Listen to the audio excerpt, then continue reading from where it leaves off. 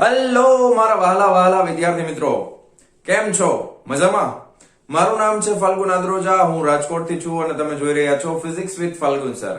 અને વહાલા વિદ્યાર્થી મિત્રો, અત્યારે આપણે જોઈ રહ્યા છીએ ધોરણ 11 ફિઝિક્સ ચેપ્ટર નંબર 7 કણોના તંત્રો અને ચાક ગતિ, કે જેનો આ થર્ડ લેક્ચર છે. બીજા લેક્ચરની અંદર આપણે દ્રવ્યમાન કેન્દ્ર વિશે માહિતી મેળવેલી હતી. ઓકે, ફર્સ્ટ લેક્ચર થી બધું તમને યાદ હશે. રિવાઇઝ ફટાફટ એકવાર તમને યાદ કરાવી દઉં. સૌથી અગત્યની વસ્તુ હતી દ્રઢ પદાર્થ એટલે શું, એની વ્યાખ્યા તમને યાદ હોવી જોઈએ. એના પછી આપણે શીખાતા ચાક ગતિ. ચાક ગતિ સમજાવવા માટે કયું ઉદાહરણ લીધેલું છે? તો કે બે પદાર્થો હોય, એકને ગબડાવવામાં આવે છે, ઓકે, એટલે કે રોલિંગ મોશન, અને બીજાને સરકાવવામાં આવે છે. એટલે ગબડે ત્યારે શું થાય? તો કે શુદ્ધ સ્થાનાંતરણ પણ થાય અને પ્લસ સાથે કંઈક બીજું પણ થાય, જેને આપણે ચાક ગતિ નામ આપ્યું છે, સોરી. એની વ્યાખ્યા આપણે શીખાતા. ચાક ગતિની વર્તુળ માર્ગે બધા કણ ગતિ કરતા હોય, બરાબર, અને બધા જ વર્તુળોના કેન્દ્ર એક સ્થિર અક્ષ ઉપર રહેલા હોય, તો આ પ્રકારની ગતિ છે એને શું કહેવામાં આવે છે? ચાક ગતિ કહેવામાં આવે છે. પછી ચાક ગતિના અમુક પ્રકાર પણ આપણે જોયેલા હતા, જેની અંદર ધૂર્ણન, જેમ કે ભમરડો ફરતો હોય, ફરતા ફરતા વાંકો વળી જાય, અક્ષ એક બિંદુ જ સ્થિર હોય, એમાં શું હોય? માત્ર એક જ બિંદુ સ્થિર હોય. પણ આપણે કેવા પ્રકારની ચાક ગતિનો અભ્યાસ કરવાનો છે?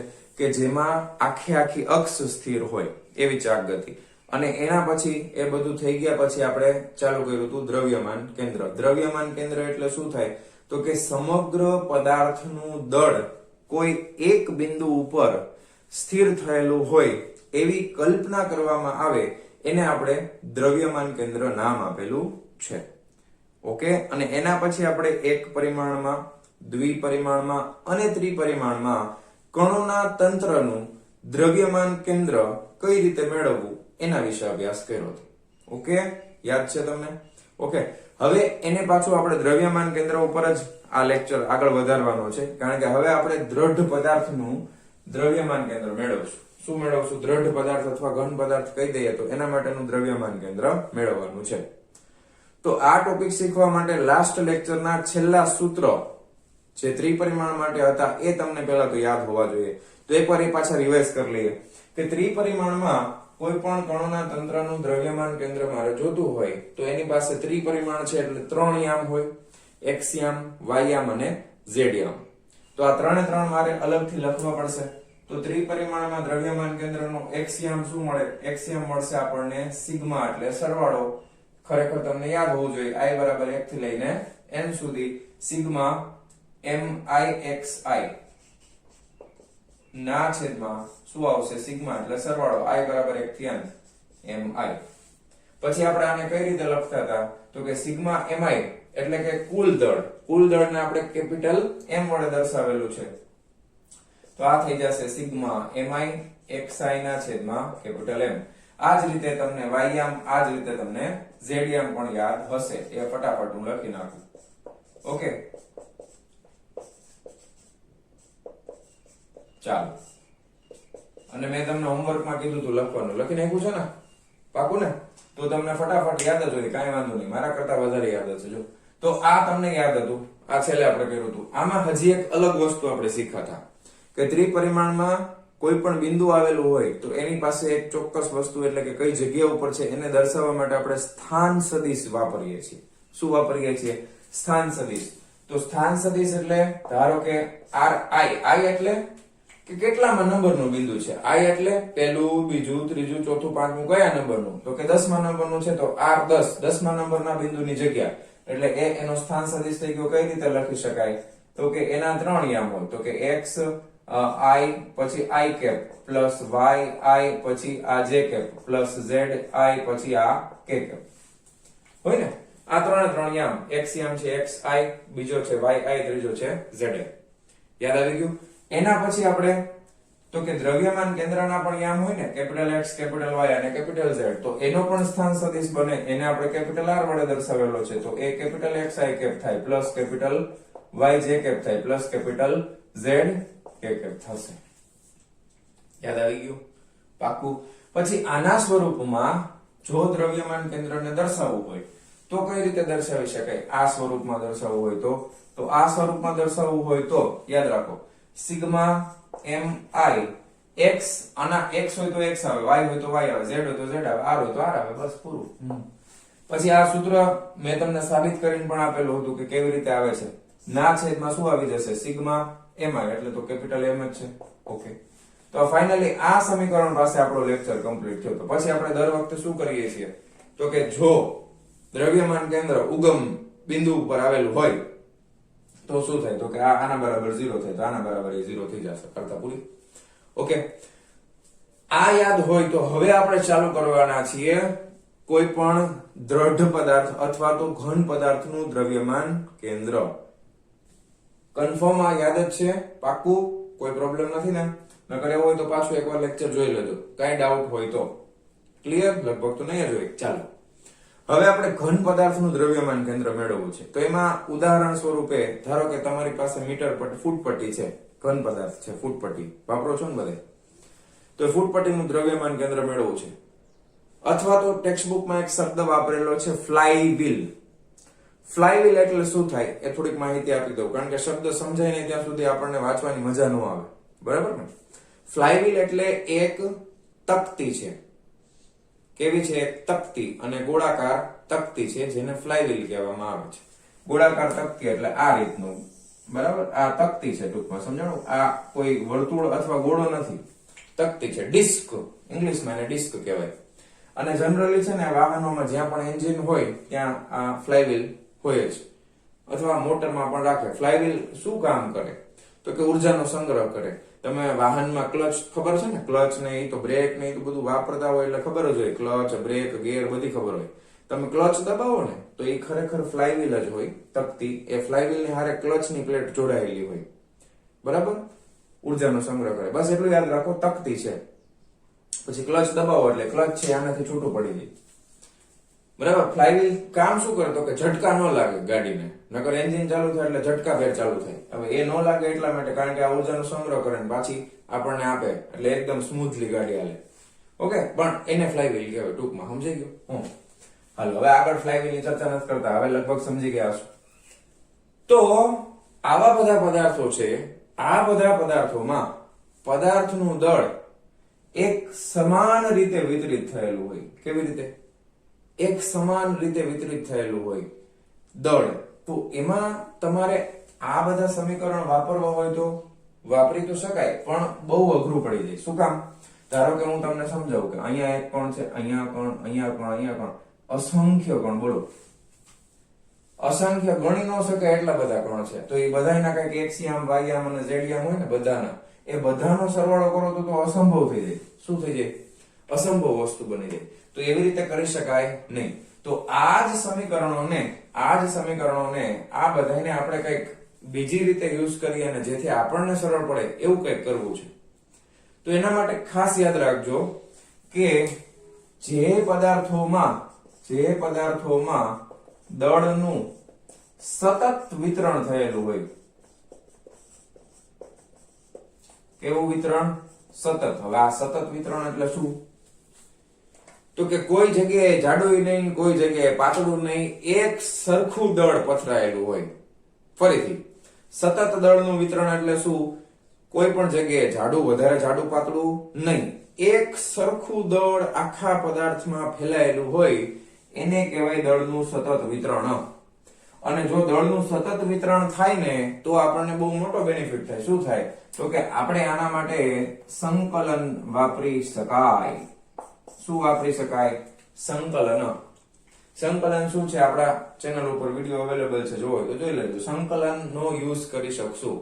તો આ જ બધા સમીકરણમાં થોડું ઘણું મોડિફિકેશન કરી અને પછી આપણે સંકલનની મદદથી ઘન પદાર્થનું અથવા તો દ્રઢ પદાર્થનું દ્રવ્યમાન કેન્દ્ર મેળવવાના છીએ. ખ્યાલ આવી ગયો? Concept clear? ચાલો હવે આગળ વધીએ છીએ. આટલી વસ્તુ નોટ ડાઉન કરી લ્યો ફટાફટ. આ શબ્દ ખાસ ધ્યાન આપજો. સતત વિતરણ હોય તો પછી સંકલન કરી શકાય. એક અમુક જગ્યાએ જાડો અને અમુક જગ્યાએ પાતળો હોય તો સંકલન ન થાય. ઓકે, ચાલો હવે આને જવા દઈ આગળ. તો હવે આપણે દ્રઢ પદાર્થનું દ્રવ્યમાન કેન્દ્ર કઈ રીતે મેળવવું એ થિયરી તરફ આગળ વધી રહ્યા છીએ. તો ચાલો જોઈએ. હવે એને તમે જો અલગથી ક્વેશ્ચન પૂછે તો તમે એક સિમ્પલ આકૃતિ દ્વારા પણ એને સમજાવી શકો છો. રેફરન્સ બુકમાં તમને આ રીતની ત્રિપરિમાણમાં એક આકૃતિ આપી હશે. એમાં તમે યામ કોઈ પણ જગ્યાએ લઈ શકો. એવું જરૂરી નહીં કે અહીંયા x લેવો, y લેવો, કોઈ પણ જગ્યાએ લઈ શકાય. હવે અહીંયા આગળ આપણે એક ઘન પદાર્થ અથવા તો દ્રઢ પદાર્થની કલ્પના કરીએ. હવે આ દ્રઢ પદાર્થની અંદર ઘણા બધા દળ આવેલા હોય ને, ઘણું બધું દળ, કણો બધા અસંખ્ય સંખ્યામાં છે, કણો અસંખ્ય છે. તો એમાં નાના નાના કણ આપણે ધારી લે એટલે નાનું એવું દળ આપણે ધારવું છે. કદ છે એટલે આ રીતના તમને એક શું કહેવાય કે ક્યુબના સ્વરૂપમાં આપેલા હોય, બોક્સના સ્વરૂપમાં તમને કદ ડ્રો કરીને આપેલા છે આ રીતે. હવે આ બધા છે ને સૂક્ષ્મ, આપણે છે ને શું કરવાના છે ખબર, દળને એકદમ સૂક્ષ્મ કણના સ્વરૂપમાં, સૂક્ષ્મ દળના સ્વરૂપમાં ધારવાના છે. ઓકે, સૂક્ષ્મ એટલે શું થાય તો કે સૂક્ષ્મ માટે આપણે સંજ્ઞા વાપરીએ છીએ ડેલ્ટા. શું વાપરીએ છીએ? ડેલ્ટા. આને કહેવાય નાનો ત્રિકોણ દોરો એટલે આ ડેલ્ટા. ડેલ્ટા કોના માટે વપરાય? ખૂબ જ સૂક્ષ્મ વસ્તુ માટે. હવે આની અંદર આવા ઘણા બધા કણો છે. તો કે ધારો કે આ કણ છે એ ડેલ્ટા M1 નંબરનો છે, આ કણ છે એ ડેલ્ટા M2 નંબરનો છે, આ કણ છે એ ડેલ્ટા M3 નંબરનો છે. ખૂબ જ સૂક્ષ્મ છે. તો તમે I નંબરના કણ માટે શું લખી શકો? ડેલ્ટા Mi લખે કે નહીં? અને આ બધા કણો છે તો એના ઉગમ બિંદુથી કઈક ને કઈક યામય છે. ધારો કે આ સ્થાન સદિશ છે, ધારો કે આ R1 સ્થાન સદિશ છે, ધારો કે આનો R2 સ્થાન સદિશ છે, હોય જ ને, આનો R3 સ્થાન સદિશ છે, બરાબર? આ રીતે. હવે આ ઘણા બધા સૂક્ષ્મ કણ આવેલા છે. I માં નંબરના કણ માટે ડેલ્ટા Mi લખી શકો. તો હવે ધ્યાન આપજો, આના માટે તમારે આવા તંત્ર માટે ખૂબ જ સૂક્ષ્મ દળ હોય તો આપણે દળોનો સરવાળો ખરેખર આપણે કરવો સંભવ નથી, પણ સૂત્ર તો લખીએ કે ને. સૂત્ર શું લખીએ કે જો હમણાં આપણે લખ્યું એ જ, x બરાબર, ધ્યાન આપજો, સિગ્મા એટલે સરવાળો. સિગ્મા એટલે સરવાળો તમને ખબર હોવી જોઈએ, I બરાબર 1 થી લઈને n સુધી છે. યાદ આવી ગયું? હવે અહીંયા શું કરવાના છે? Mi xi લખતા હતા ને પેલા, એના બદલે હવે શું લખવાનું? તો કે કૌંસમાં ડેલ્ટા Mi, કારણ કે હવે m નથી, ડેલ્ટા m ખૂબ જ સૂક્ષ્મ કણ છે, ઇન્ટુ xi. રેડી? કારણ કે એનો આ યામ છે, I xi એટલે એનો x યામ છે. ના છેદમાં શું લખતા હતા? સિગ્મા, ખાલી mi, એના બદલે ડેલ્ટા mi. બરાબર? રેડી? આવી રીતે બધા માટે લખી શકાય. x યામ, y યામ, z યામ ત્રણ જોઈ ને, y અને z. ચાલો લખી નાખો, સિગ્મા ડેલ્ટા mi yi ના છેદમાં sigma delta mi. Okay, z યામ લખી નાખો, sigma delta mi xy zi ના છેદમાં સિગ્મા ડેલ્ટા mi. બધામાં આપણને એક વસ્તુ તો ખબર જ છે કે અહીં, હવે જોજો, ધ્યાન આપજો, અહીં દળ ખૂબ જ સૂક્ષ્મ છે અને સતત રીતે અહીં દળ ખૂબ જ, અથવા તો કણનું દળ લખીએ, અહીં કણોનું દળ ખૂબ જ સૂક્ષ્મ છે તથા દળ સતત રીતે વિતરિત થયેલું હોવાથી તો શું ફાયદો થાય? આપણે સંકલન ના સ્વરૂપમાં યામ દર્શાવી શકાય. બરાબર? એટલા માટે તમે સંકલનના સ્વરૂપમાં દર્શાવી શકશો. હવે સંકલનના સ્વરૂપમાં યાદ રાખો, બધા 1 by 1 સંકલન આપણે સમજીએ. સિગ્મા ડેલ્ટા mi, પેલા સિગ્મા ડેલ્ટા mi આ છે. સિગ્મા એટલે સરવાળો, સંકલન એટલે સરવાળો, તો સિગ્માની જગ્યાએ સંકલનની નિશાની આવી જશે. ડેલ્ટા એટલે સંકલનમાં લખો તો dm લખવું પડે ભાઈ. શું લખવું પડે? dm લખવું પડે. હવે મેં તમને કીધું તો આ ખાલી યાદ રાખજો. તમને ખબર છે કે i ની કિંમત 1 થી ચાલુ કરીને n સુધી હોય કે નહીં? તો સંકલનમાં તમે આ dm લખો તો એ તમારે અહીંયા 1 થી લઈને n સુધી લખવું પડે, લિમિટ મૂકવી પડે. પણ અત્યારે થિયરીના કન્સેપ્ટમાં આપણે એ યાદ રાખતા નથી, જરૂર નથી. તો ખાલી સંકલન dm લખી નાખો, ચાલશે. ખ્યાલ આવ્યો? સંકલન dm. હવે આ તો dm એટલે બધા નાના નાના કણ ભેગા કરીને કુલ દળ છે. તો આખા તંત્રનું કુલ દળ કેટલું થાય? તો કે એ તો કેપિટલ M થાય. તો લખી નાખો કેપિટલ M. ખ્યાલ આવ્યો? હવે આ ત્રણે ત્રણ માટે લખીએ, જો સિગ્મા ડેલ્ટા mi xi. તો આના માટે સિગ્મા એટલે સરવાળો એટલે સંકલન, ડેલ્ટા mi એટલે dm, xi એટલે અત્યારે x કરી નાખીએ, કારણ કે તમે અહીંયા લિમિટ તો મૂકવાના જ છો ને 1 થી લઈને n સુધી. એટલે હવે અહીંયા અંદર ક્યાંય આઈ શબ્દ આઈ નહીં આવે, ધ્યાન આપજો, અંદર ક્યાંય આઈ નહીં આવે, એટલું યાદ રાખવાનું, બરાબર. એવી જ રીતના તમે બધાનું લખી શકો, delta M I Y I is equal to સંકલનમાં શું થઈ જશે, વાય ડીએમ પછી sigma delta M I Z I is equal to સંકલનમાં ઝેડ ડીએમ. થઈ ગયું? રેડી? ક્લિયર છે? કઈ વાંધો નથી ને? તો લ્યો વાર્તા પૂરી. હવે આ બધા સૂત્ર છે એને આગળના આ સમીકરણ નંબર 1, સમીકરણ નંબર 2, સમીકરણ નંબર 3, આ ત્રણેયમાં આ બધાની કિંમત મૂકી દો એટલે વાર્તા પૂરી થઈ ગઈ. તો આપણને સમીકરણ મળી જશે. જો આ x નો x રાખીએ, પેલામાં x નો x, આ સિગ્મા ડેલ્ટા mi ની જગ્યાએ હું શું લખી શકું હવે, કેપિટલ M લખાય કે નહીં? તો ઇઝ ઇક્વલ ટુ, ધ્યાન આપજો, આ છેદમાં છે એટલે 1 ના છેદમાં કેપિટલ M. હવે આના બરાબર ઉપરનું પદ છે એના બરાબર શું થાય છે, તો ઉપરનું પદ છે એના બરાબર થાય છે સંકલન x dm. આવડી ગયું? તો બીજામાં પણ આવી જ રીતે y બરાબર 1 કેપિટલ M સંકલન ઓફ y dm, z બરાબર 1 કેપિટલ M સંકલન ઓફ z dm. લખાઈ ગયું છે ને? સાવ સહેલું. ચાલો, તો આ રીતે તમે ખૂબ જ સૂક્ષ્મ એવા કણ હોય તો એના માટે દ્રવ્યમાન કેન્દ્ર મેળવવા માટે સંકલનની મદદ લઈ શકીએ, અને એ જ લેવી પડે આપણે ફરજિયાત, બરાબર. લાસ્ટ લેક્ચરમાં મેં કીધું હતું કે કેમ આપણે જુદા જુદા લઈ છીએ. અત્યારે હવે સમજાણું, જો ભેગા થઈ ગયા ને બધા, આખું દ્રવ્યમાન કેન્દ્ર આવી ગયું ને, બધું દળ ભેગું હોય એવું થઈ ગયું ને, પહોંચી ગયા ને આપણે જ્યાં પહોંચવાનું હતું ત્યાં પહોંચી ગયા. ચાલો, હવે તમને ખબર છે કે વળી પાછું આને પાછું આપણે ત્રિપરિમાણમાં હતું તો સ્થાન સદિશના સ્વરૂપમાં લખતા હતા, તો આમાં સ્થાન સદિશના સ્વરૂપમાં લખવું પડે કે નહીં? તો લખી શકાય ને, એમાં ક્યાં મોટી વાત છે. તો x y z ની બદલે તમે શું લખી નાખો, તો કે એના બદલે કેપિટલ R લખી નાખી. ઓકે, સ્થાન સદિશ R. તો R ઇઝ ઇક્વલ ટુ તમે શું લખો, 1/m સંકલનમાં x y z ની જગ્યાએ શું આવી જશે, તો કે સ્મોલ r આવશે. તો અહીંયા સ્મોલ r પણ આ સદિશના સ્વરૂપમાં છે, તો આને પણ સદિશના સ્વરૂપમાં રાખીએ અને ઇન્ટુ dm. લ્યો, થઈ ગયું? x ની જગ્યાએ r, આ કેપિટલ x માં કેપિટલ R, વાર્તા પૂરી. આ રીતે તમે યાદ રાખી શકો છો. છેલ્લો મુદ્દો આપણને ખબર છે, ધારો કે દ્રવ્યમાન કેન્દ્ર છે ક્યાં આવેલું હોય, જો દ્રવ્યમાન કેન્દ્ર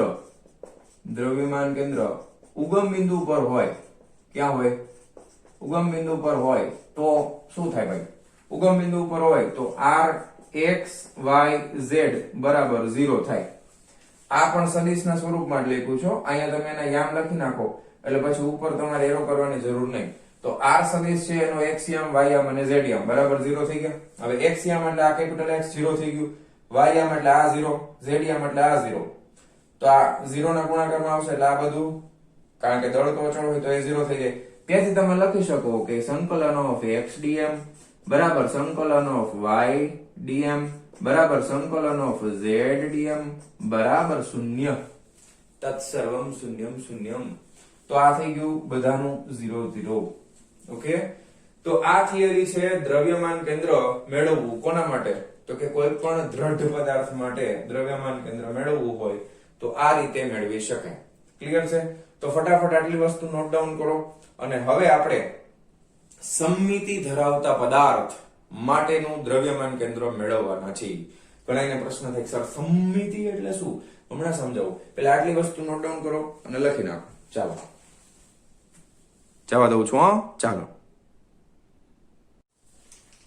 ચાલો વિદ્યાર્થી મિત્રો, હવે આપણે નિયમિત આકાર ધરાવતા પદાર્થો લેવાના છે. કેવા પદાર્થો, તો કે જેનો આકાર નિયમિત હોય એવા. નિયમિત આકાર કોને કહેવાય, તો કે દાખલા તરીકે આપણી પાસે એક તકતી છે, પછી આપણી પાસે એક ગોળો છે, તકતી છે અથવા ગોળો છે, અથવા આપણી પાસે એક નળાકાર સળિયો છે. તો આ બધા આકાર છે એ નિયમિત કહેવાય. હવે એને સમજવા માટે છે ને પહેલા આપણે બે શબ્દોને સમજવા પડશે. પેલો એ નિયમિત આકાર તો છે જ, આ બેમાં લાગુ પડશે, નિયમિત આકાર વાળા પદાર્થો. હવે નિયમિત આકારમાં બે શબ્દ આપણે ખાસ સમજવાના છે. એક શબ્દ છે સમાંગ. કયો છે? સમાંગ. સમાંગ શબ્દનો મતલબ થશે કે પદાર્થનું સમગ્ર દળ આખા પદાર્થમાં બધી બાજુમાં વ્યવસ્થિત રીતે ફેલાયેલું હોય તો એને કહેવામાં આવે છે સમાંગ. દળ, પદાર્થનું સમગ્ર દળ આખા પદાર્થમાં વ્યવસ્થિત રીતે ફેલાયેલું હશે બધી તરફ, તો એને કહેવામાં આવશે સમાંગ. ઓકે, અને બીજો શબ્દ છે સમિતિ. શું છે આ? સમિતિ નથી ભાઈઓ. ઘણા બધાનો સમિતિની ગઠના કરી છે, રચના કરી છે, સમિતિની રચના. સમિતિ નથી, સ ઉપર મીંડું, સમિતિ છે. તો સમિતિનો મતલબ જ નિયમિત આકારને લગતો થશે. સમિતિની કોઈ ચોક્કસ વ્યાખ્યા નથી, પણ તમને આકાર જોઈને ખ્યાલ આવી જાય કે આ પદાર્થ સમિતિ ધરાવે છે કે નહીં. જો એનો આકાર વ્યવસ્થિત હોય તો એ સમિતિમાં છે એવું કહેવાય. ધારો કે હું તમને આકાર ડ્રો કરીને સમજાવું. ધારો કે મેં એક આ વર્તુળ બનાવ્યું, બરાબર? તો વર્તુળ પાસે એનું કેન્દ્ર હોય, પછી વર્તુળના બધા બિંદુઓ છે ઈ એના કેન્દ્રથી સમાન અંતરે આવેલા હોય, એટલે એની પાસે કઈક ત્રિજ્યા હોય. ઓકે, તો આ વર્તુળ છે, પણ હું એક આવો કઈક આકાર બનાવું, તો શું આ આકાર સમિતિમાં છે એમ કહેવાય? આનો કોઈ ચોક્કસ આકાર છે ખરો? તો કે ના. તો આ પદાર્થ સમિતિ ધરાવતો નથી. આ પદાર્થ આવો કોઈ હોય તો એ સમિતિ ધરાવે છે એવું કહેવાય. હવે ઘન પદાર્થની વાત કરીએ. તો ધારો કે મારી પાસે સરસ મજાનો આ રીતનો એક નળાકાર સળિયો છે. નળાકાર સળિયો છે તો શું છે? તો કે ભાઈ એની પાસે કેન્દ્રમાં એક અક્ષ હોય. આ નળાકારની અક્ષ છે. ઓકે, અને એની અક્ષથી બધા બિંદુઓનું અંતર એટલે એ નળાકારની ત્રિજ્યા થઈ ગઈ. તો આ નળાકાર છે એ સમિતિ ધરાવે છે એવું કહેવાય, વ્યવસ્થિત છે. પણ આની બદલે હું કઈક આવો વિચિત્ર આકાર બનાવું, બરાબર? આ રીતનો, અને આ રીતનો આકાર અહીંયા બનાવું અને અહીંયા પૂરું થતું હોય આમ, તો શું આ સમિતિ ધરાવે છે એમ કહેવાય? તો કે ન કહેવાય. ખ્યાલ આવ્યો? હવે તમે સમિતિનો મતલબ સમજી ગયા કે નહીં? ચોક્કસ આકાર ધરાવતો, નિયમિત આકાર ધરાવતો કોઈ પદાર્થ કે જેના અક્ષથી બધા બિંદુઓ કાં તો અક્ષથી સમાન અંતરે આવેલા હોય, કાં તો એના ભૌમિતિક કેન્દ્રથી સમાન અંતરે આવેલા હોય. આની બદલે વર્તુળની બદલે જો ગોળો લઈ લેવામાં આવે તો ગોળો પણ સમિતિ ધરાવે છે, બરાબર ને? ગોળાનું કેન્દ્ર આ લઈ લો તમે, આ ગોળો, બરાબર? આ રીતની આકૃતિ, તો ગોળો થાય. તો ગોળાથી એના કેન્દ્રથી બધા જ બિંદુઓ છે એની જે જ્યાં બોર્ડર આવેલી હોય, જ્યાં પૂરો થાય છે, એ બધા સરખા અંતરે આવેલા હશે. તો એનો મતલબ થશે સમિતિ. ખ્યાલ આવી ગયો? ચાલો, હવે આપણે આવા બધા પદાર્થો કે જે નિયમિત આકાર ધરાવતા હોય, સમિતિ ધરાવતા હોય અને સમાન રીતે આવેલા હોય, એટલે કે દ્રવ્ય સરખી રીતે ફેલાયેલું હોય, એનું દ્રવ્યમાન કેન્દ્ર મેળવવું છે. તો એના માટે એક ઉદાહરણ આપણને આપ્યું છે ટેક્સ્ટ બુકમાં કે પાતળા સળિયાનું દ્રવ્યમાન કેન્દ્ર. મેં આમાં અમુક શબ્દો ઉમેરી દીધા છે. નિયમિત ઘનતાવાળા પાતળા સળિયાનું દ્રવ્યમાન કેન્દ્ર. પહેલા હું તમને ટેક્સ્ટ બુક પ્રમાણે સમજાવું છું. ઓકે, પ્યોર થિયરીમાં સમજાવેલું છે, કોઈ જાતનું કેલ્ક્યુલેશન નથી. પણ એ જ વસ્તુને આપણે ગણિતની મદદથી પણ સાબિત કરવાના છીએ. ઓકે, તો પહેલા એક આપણે પાતળો સળિયો લેવાનો છે. પાતળો એટલે જાડાઈ ઓછી હોય એવો. તો કે સળિયો પાતળો કઈ રીતે લઈ શકાય? તો કે એક પટ્ટી વિચારી શકાય.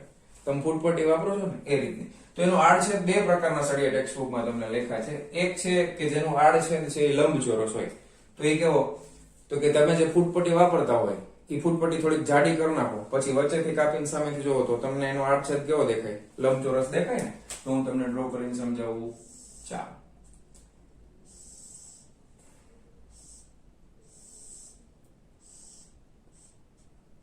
ઓકે, આ રીતનો. હવે આને તમે અહીંયાથી કાપી નાખો, પછી આ બાજુથી જોવો તો આકાર કેવો દેખાય? લંબચોરસ દેખાય. અને પછી આપણે કાં તો તમે વ્યવસ્થિત સળિયો તમે લેશો તો એનો ધારો કે નળાકાર સળિયો છે આ રીતે.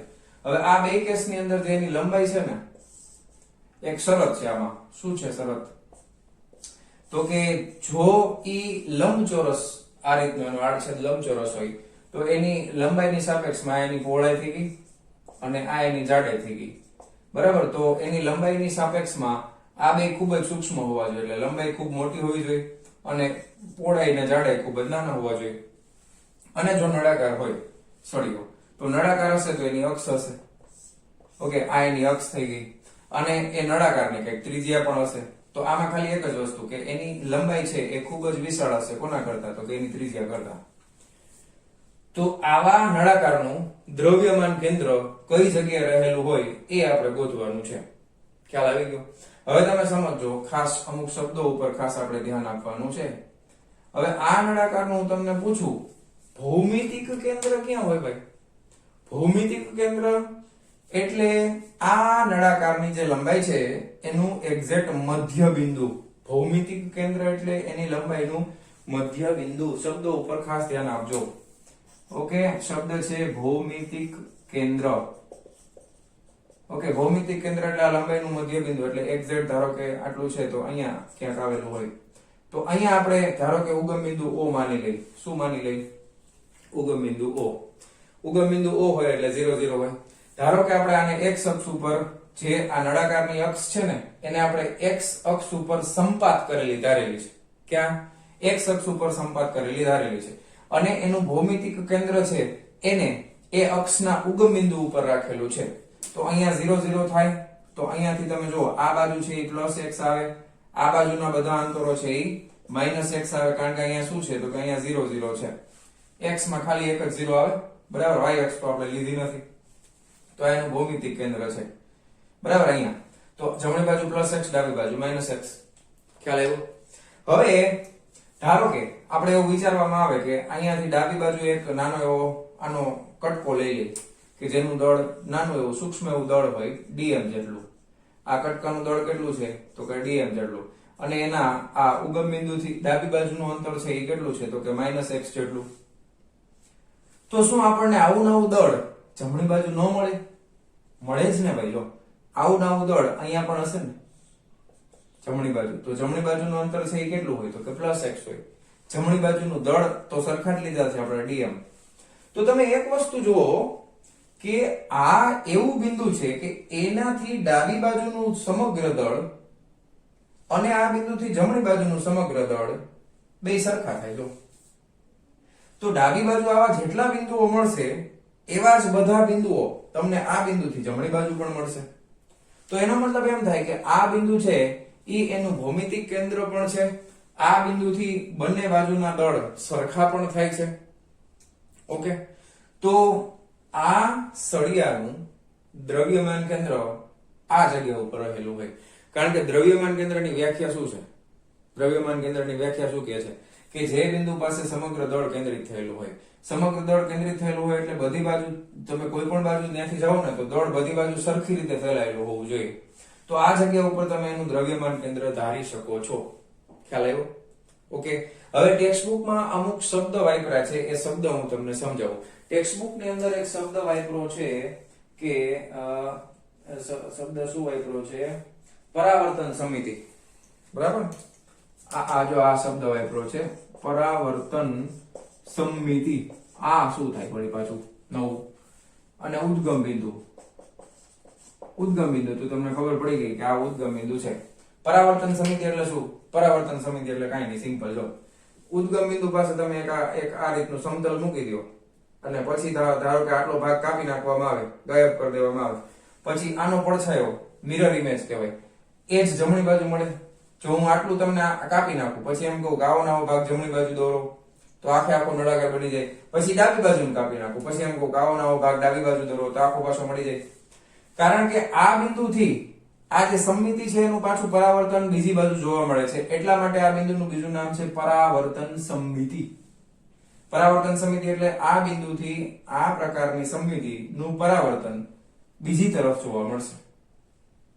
સમજાઈ ગયું? તો એટલા માટે પરાવર્તન સમિતિ કહેવાય. ઇંગ્લિશમાં એને મિરર ઇમેજ કહેવાય. શું કહેવાય? Mirror image. કારણ કે આ બાજુનો ભાગ છે એનો પડછાયો તમને જમણી બાજુ મળે છે, મિરર ઇમેજ પણ કહેવાય. ખ્યાલ આવી ગયો? તો હવે આપણે આના ઉપરથી શું કહી શકાય કે આવા બધા દળ ખંડો છે, આ બધા નાના નાના દળ છે ને dm અને -x, આ બધાનું ડાબી બાજુનું સંકલન અને આ બધા નાના નાના ખંડો જમણી બાજુ જે છે એનું સંકલન અને x નું, એટલે કે તમે આપણે સૂત્ર હમણાં આગળ જોયું કે integration of x dm equal to શું થાય? 0. શું કામ? કારણ કે આ બાજુના બધા દળ છે dm બધાને ભેગા કરો, ધારો કે કેપિટલ M થયું. આ બાજુનું ટોટલ અંતર ધારો કે -x છે, એટલે તમે શું લખો? ડાબી બાજુ -m * x થાય, જમણી બાજુ કેટલું થાય તો કે +m * x થાય. બેનો સરવાળો કરો, જવાબ શું આવે? 0. ખ્યાલ આવ્યો તમને શું કહેવા માંગે છે આ વાક્ય? તો અહીંયા આગળ ઇન્ટિગ્રેશન ઓફ x dm બરાબર શું થઈ જશે? 0. તો એ જગ્યા ઉપર શું આવેલું હોય? દ્રવ્યમાન કેન્દ્ર રહેલું હોય. ખ્યાલ આવી ગયો? તો થિયોરેટિકલી આપણે આ સાબિત કર્યું. પછી ધારો કે આમાં તો આપણે એક અક્ષ એક જ લીધી છે, પણ તમારી પાસે ધારો કે કોઈ પણ પદાર્થ હોય તો એમાં તમને એવા બધા બિંદુઓ મળતા હોય કે જ્યાં દળ સમાન હોય પણ એનું એક્ઝેક્ટ વિરોધી બિંદુ, ધારો કે એના કોઈ એક બિંદુના યામ છે, ધારો કે આ એક બિંદુ છે A, આ બિંદુના યામ છે x, y અને z. આ જ રીતનું એક બીજું બિંદુ છે B કે જેના યામ છે -x, -y, -z. આ બિંદુ પાસે દળ m છે અને આ બિંદુ પાસે દળ m છે. આ રીતનું જો થતું હોય તો આવા પદાર્થોનું દ્રવ્યમાન કેન્દ્ર ક્યાં હોય? તો કે એના ભૌમિતિક કેન્દ્ર ઉપર હોય, એટલે કે એના મધ્ય બિંદુ ઉપર હોય. ખ્યાલ આવી ગયો? હવે આ જ કન્સેપ્ટને આપણે ગણિતની ભાષામાં સમજવાના છીએ. તો ફટાફટ આટલી વસ્તુ નોટ ડાઉન કરો અને હવે હું તમને મેથેમેટિકલી પ્રૂવ કરી દઉં છું. ચાલો આટલું લખી નાખજો. ચાલો વિદ્યાર્થી મિત્રો, હવે એ જ વસ્તુ આપણે ગાણિતિક રીતે સાબિત કરવાના છીએ. તમને એમ થાય કે સર એવું શું કામ ટેક્સ્ટ બુકમાં નથી આપ્યું ને અમારે શું કામ કરવું? થાય ને એવો પ્રશ્ન કે નો થાય? પણ આ વસ્તુ છે ને તમને JEE માં, NEET માં, ઇવન 12મા ધોરણની અંદર ખૂબ જ કામમાં આવવાની છે. એટલે સમજી લ્યો, બહુ મજા આવશે. બહુ સહેલું છે, એકદમ સિમ્પલ. ધારો કે આપણે અહીંયા આગળ આ x અક્ષ છે, અહીંયા આગળ આ y અક્ષ છે. એક નિયમિત આડછેદ ધરાવતો એક સળિયો, ધારો કે આ રીતનો આડછેદ ધરાવતો સળિયો મેં લઈ લીધો છે, બરાબર છે. આ નિયમિત આડછેદ છે અને આ સળિયાની અક્ષ જે છે ને એ x અક્ષ ઉપર આપણે સંપાત કરી દીધી છે. ઓકે, અને સળિયાનું ધારો કે આ y અક્ષ છે એ એક્ઝેક્ટ આના કેન્દ્રમાંથી પસાર કરીએ આમ. ઓકે, તો આ y અક્ષ છે. તો આ રીતે એક સળિયો આપણે લીધો છે. આ x અક્ષ ઉપર સળિયાની અક્ષ જે છે એ સંપાત થયેલી છે. આ સળિયાની લંબાઈ કેપિટલ L છે. ઓકે, સળિયાનો એક છેડો ઉગમ બિંદુ O પાસે આવેલો છે. O પાસે 0 0 હશે, અહીંયાથી આ લંબાઈ L હશે, એટલે અહીંયા આગળ x બરાબર શું થઈ જાય? તો કે કેપિટલ L થઈ જાય. અહીંયા આગળ x બરાબર શું થઈ જાય? તો કે 0 થઈ જાય, કારણ કે અહીંયાથી સળિયાની લંબાઈ 0 છે ને, આ લંબાઈ ટોટલ L. ઓકે, આ રીતે સળિયો નક્કી કર્યો છે. ઓકે, હવે પેલા જે મેં તમને કીધું એ હું લખી નાખું છું.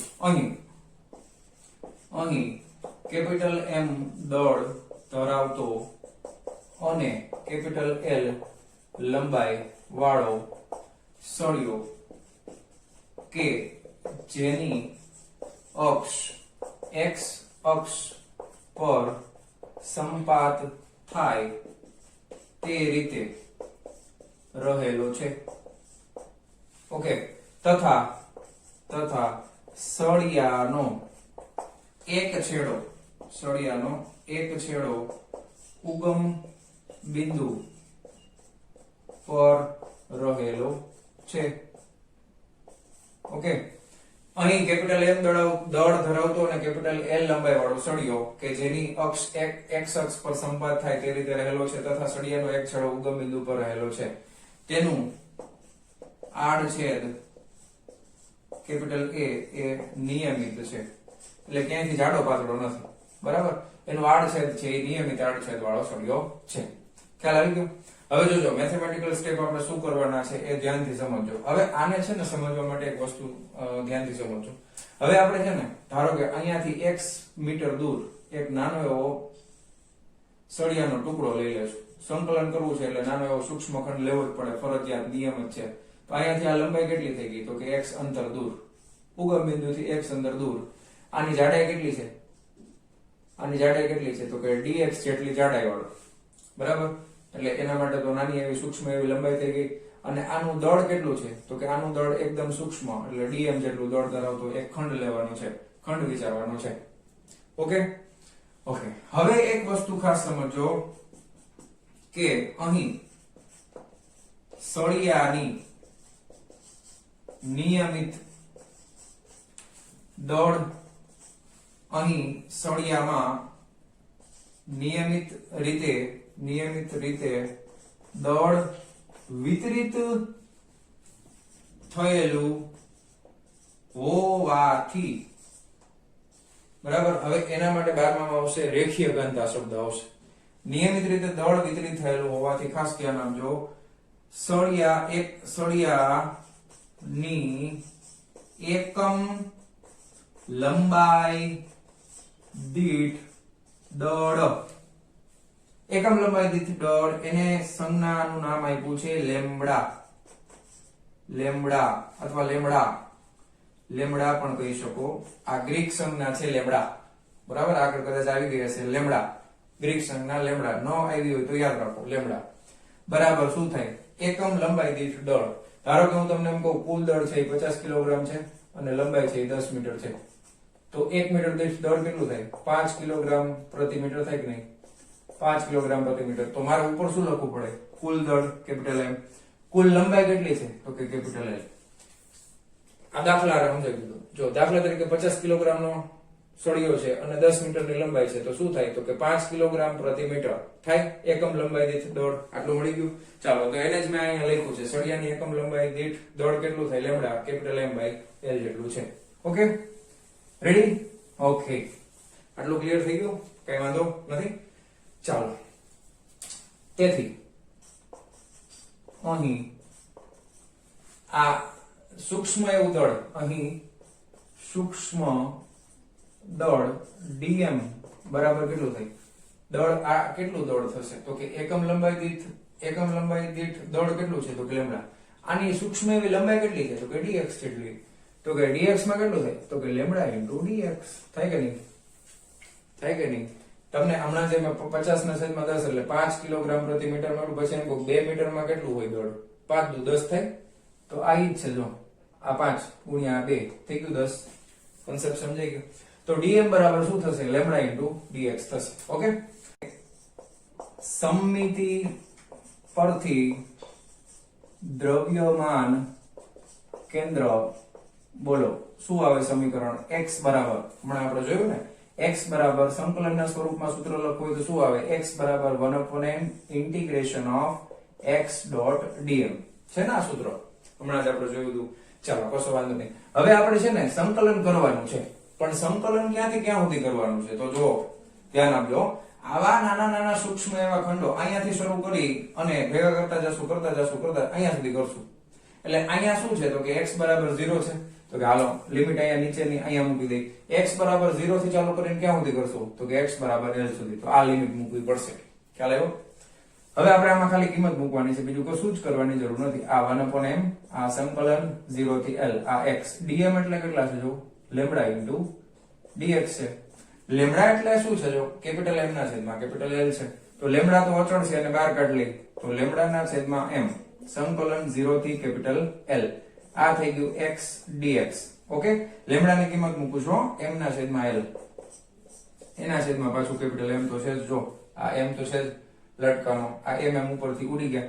હવે આનું સંકલન જો યાદ હોવું જોઈએ. x ની એક ઘાત નું x પ્રત્યે સંકલન, તો ઘાત એક વધશે ટોટલી ઘાત છેદમાં, એટલે 1 ને 1 કેટલા થાય? 2 છેદમાં બગડો. લિમિટ ક્યાંથી ક્યાં સુધી? તો કે 0 થી લઈને L સુધી. હવે અહીંયા x ની જગ્યાએ પહેલા શું મૂકવાનું? આ 1/L એમ રહેશે. x ની જગ્યાએ પહેલા L, તો ઉપર L નો વર્ગ ના છેદમાં 2 માઈનસ, પછી x ની જગ્યાએ શું મૂકવાનું? 0 છે ને? યાદ છે ને સંકલનના નિયમો? ઉપર નીચે એક આ L ઉડી જશે એટલે ઉપરથી L નો વર્ગ ઉડી ગયો. શું આવ્યો જવાબ? L ના છેદમાં 2. તો આ આપણને મળ્યું આ પદાર્થનું એટલે કે નિયમિત ઘનતાવાળા પાતળા સળિયાનું દ્રવ્યમાન કેન્દ્ર. ક્યાં મળ્યું? એના ભૌમિતિક કેન્દ્ર ઉપર અથવા તો સળિયાનું એક્ઝેક્ટ જ્યાં મધ્યબિંદુ આવેલું હોય ત્યાં આપણને મળ્યું. ખ્યાલ આવી ગયો? કોઈ પ્રશ્ન, કોઈ ડાઉટ નથી ને? ક્લિયર ને?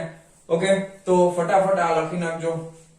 આ કન્સેપ્ટ છે ને તમને ખૂબ જ કામમાં આવશે. JEE ની પ્રિપેરેશન માટે, નીટ ની પ્રિપેરેશન માટે, ઇવન 12મા ધોરણમાં પણ રેખીય ઘનતા, કદ ઘનતા, દળ ઘનતા, આ રેખીય ઘનતા, પૃષ્ઠ ઘનતા અને કદ ઘનતા 3 વસ્તુ આવે છે. રેખીય શબ્દ આવે ત્યાં હંમેશા લેમ્બડા આવે, પૃષ્ઠમાં સિગ્મા આવશે અને દળમાં હંમેશા રો આવશે. એ બધું પછી જોશું, પણ આ તમને યાદ હોય ને તો બહુ કામ આવશે. ઓકે, તો મહેરબાની કરીને આ વસ્તુ તમે બુકમાં લખી લેજો. ઓકે, ક્લિયર છે? તો આજના લેક્ચરમાં આપણે દળનો કન્સેપ્ટ, દ્રવ્યમાન કેન્દ્રનો કન્સેપ્ટ અહીંયા આગળ પૂરો કરીએ છીએ. હોમવર્કની અંદર તમારા લખી નાખવાનું, આજે જે પણ સમજાયું એ બુકની અંદર એકવાર લખી નાખવાનું, ટેક્સ્ટ બુકમાંથી એકવાર રીડ કરી લેવાનું. કન્સેપ્ટ બધો એકદમ ક્લિયર થઈ જશે. અને નેક્સ્ટ લેક્ચરની અંદર આપણે આને લગતા દાખલાઓ જોવાના છીએ. ઓકે, તો આજનો લેક્ચર અહીંયા પૂરો કરીએ છીએ. મળીએ છીએ નેક્સ્ટ વિડિયો લેક્ચરમાં. ત્યાં સુધી આવજો.